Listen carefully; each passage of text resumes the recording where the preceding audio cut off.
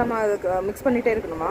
ஆமாம் மேடம். நம்ம அந்த ஸ்டிரர் மேக்னெட் போட்டிங்கன்னா உங்களுக்கு நீங்கள் மிக்ஸ் பண்ண வேண்டாம், அதுவே மிக்ஸ் பண்ணிக்கலாம். ஓ, ஸ்டிரர் மேக்னெட் போட்டு தான் நம்ம யூஸ் பண்ணலாம். ஆமாம், ஸ்டிரரிங் கொடுத்துட்டே இருந்தீங்கன்னா அது ஆட்டோமேட்டிக்காக மிக்ஸ் ஆகிடும். சரி, ஓகே.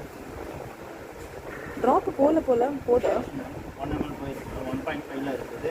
Okay okay. ஓகேங்களா? 1 ml ஆட் பண்ணி பார்க்கலாமா?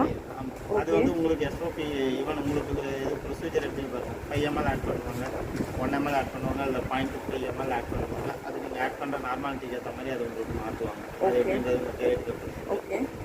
இப்போ அது 1 ml நம்மளுக்கு 67 அந்த மாதிரி இருந்தது, இப்போ 95 வந்து.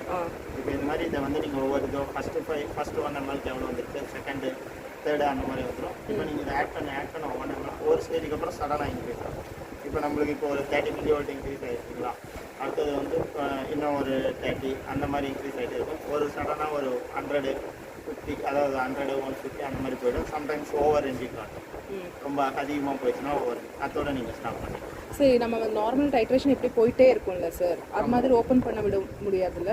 நார்மல் டைட்ரேஷன் அது நம்ம கலர் சேஞ்சஸ்க்கு நம்ம இது பண்ணி அந்த மாதிரி இதில் பண்ண முடியாது. ஓகே, நம்ம பண்ணீங்கன்னா உங்களுக்கு எவ்வளோ எம்எல் அந்த சேஞ்சஸ் வருதுன்றது தெரியாது. ஸோ பேசிக்கலி நான் வந்து நல்ல மைன்யூட்னா 0.25 பண்ணி பார்க்கணும். பண்ணி அந்த மாதிரி நீங்கள் பண்ணீங்கன்னா உங்களுக்கு தெரியும். சரி, ஈவன் அந்த ஒரு இதுவும் பண்ணீங்கன்னா உங்களுக்கு ஓரளவுக்கு ஐடியா. சரி, ஓகே. இப்போ இது 100.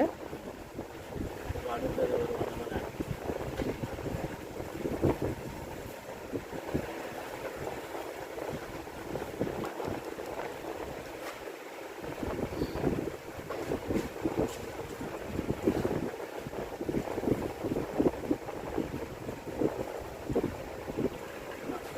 இது 20 ஆட் ஆகிருக்கும்.